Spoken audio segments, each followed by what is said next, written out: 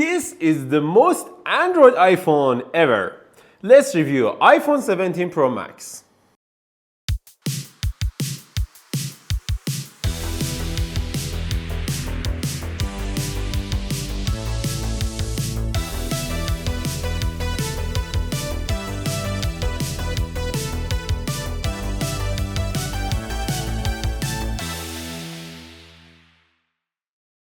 When you first hold the iPhone 17 Pro Max, the first thing that grabs your attention is the new controversial design, which some people may find it like Xiaomi phones or other Android phones. Many find it strange, but I was drawn to it from the very first moment. This is a bold move from Apple, showing that the company still has the courage to take risks. And in my opinion, this design is set to pave the way for the next few years of iPhone. But what's the reason for the different look? It all comes to internal engineering. So about the design, they moved the whole board and other internals, almost all of them, into this camera plateau on the top. And this change made the phone a bit thicker on the top, but at least they are making it a little bit more efficient and cooler with the new vapor chamber design inside. We will talk about it in the performance section. But for the design, I have to say I like it, and this aluminum design feels a bit more comfortable, and I like the new design, especially when my finger can rest below this camera plateau, and I like it. I think this is the first iPhone with the Max naming that is easy to hold in my hand. And also the camera plateau made room for the new 48 megapixel telephoto sensor. The result, a phone with better battery life and a more powerful camera. But this design has another unexpected advantage: ergonomics. This is the most comfortable Max series iPhone I've ever held. And I can say the annoying wobble on a flat surface has also been noticeably reduced, which is another plus. The two-tone body also has a unique visual appeal that unfortunately doesn't come across well in photos and videos. It has a completely different feel in person. However, I personally prefer to have a phone with a neutral color and use a case when I want a harsh orange color. But I can say I love this color when I'm using tech-woven case, the green tech-woven case from Apple, because it makes the iPhone 17 Pro Max a bit like Ninja Turtles or even Master Chief from Halo franchise.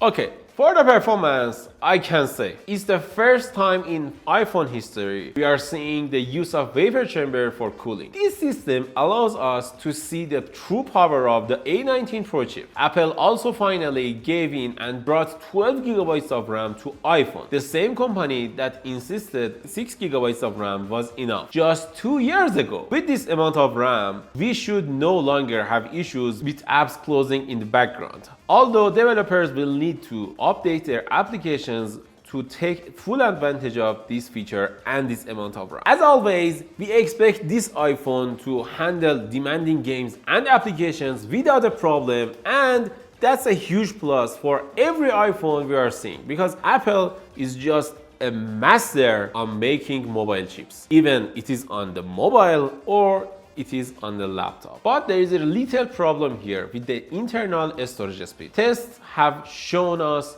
that the storage speed for the Pro iPhones is about as half of its main rival, the Samsung S25 Ultra. This is likely why we must use an external SSD to record ProRes RAW video at 4K 60 FPS. So what about the camera? I have to say, I love the new camera combination here. We have 348 megapixel on the back that works flawlessly. The ultra-wide and wide sensor wasn't changed at all, but I can say the telephoto lens with 48 megapixel sensor can work flawlessly. I mean, we put it through test against S25 Ultra and Pixel 9 Pro, and we've seen great shots, and I can say I loved using this telephoto camera. And if you use your telephoto camera a lot like me, you will love this camera design. And I have to say, with the 4x telephoto camera, you can easily zoom without losing your image quality, because on other cameras like Pixel 9 Pro we have some problems. Like when you zoom into 3 times, it is okay. The 50 megapixel sensor on the Pixel can handle 3 times zoom, but 4 times zoom on the Pixel is a bit broken because it can't zoom a 50 megapixel with 4 times crop. Here we have a 48 megapixel camera for the wide, and when you are zooming onto 3 times, you can get almost a decent shot. But when you are zooming up to 4 times, the camera will switch to 4 times telephoto. And with that optical 4 times telephoto, you can get easily one of the best telephoto shots on any smartphone. And that's why I loved using this telephoto camera. And if you want to zoom up to 5x, it is no problem because it has better quality than the last year 12 megapixel telephoto. You can get 24 megapixel photo with 5x zoom. It's the same story up to 8 times zoom, which is great. And you can zoom up to 40 times, which is great. And the maximum zoom on this phone is 40 times. It is okay, but it is a bit less sharper than some rivals like S25 Ultra. In the video department, the ability to record the in-log format is a revolutionary change. This feature gives you complete control over color and light correction in post-production, allowing you to edit your videos exactly to your liking. As for the selfie cam, just wow! I loved using this selfie camera because I can use my phone in the portrait mode without a problem and record myself because it has a center stage sensor. It has a square sensor for the selfie camera that we can use to record ourselves with portrait or landscape mode without a problem and without us having to rotate the phone, which is great. And I really like this change, and I have to say, everyone should copy this. Everyone should copy this. I mean, Pixel, please do it. Google, please do it. Samsung, please do it. Everyone just copy Apple in this department. It is just great to have this camera on the front. And when you want to take group selfies, it will auto-detect and easily widen your shot to get your best possible selfie without a problem, which is great. Just great. It is great. So in conclusion, I have to say the iPhone 17 Pro Max is one of the best phones of the year. Unlike the Pixel 10, which failed to meet expectations, this phone has restored hope for Apple and its fans, proving the company can still deliver exciting and practical innovations. Of course, some are calling this phone most Android iPhone ever, but it is the most practical and the best feature-packed iPhone ever.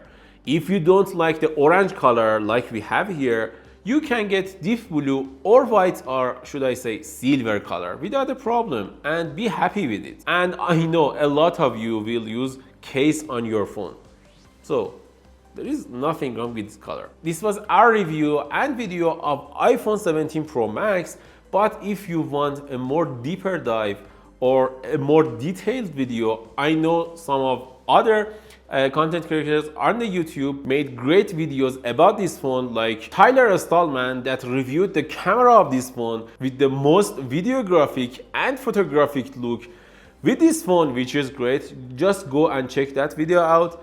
And I have to say, other creators like MKBHD, Mr. Who's the Boss, and Jerry Rig Everything also reviewed this phone with their vision, and you have to check those videos out too. So, what do you think about the iPhone 17 Pro Max? Do you like it or do you hate it? Tell us in the comments below. I think this is the best iPhone ever, and if I want to buy an iPhone, this might be the one. Tell us your opinion about this phone in the comments below, and if you enjoyed this video, don't forget to like and subscribe. Bye.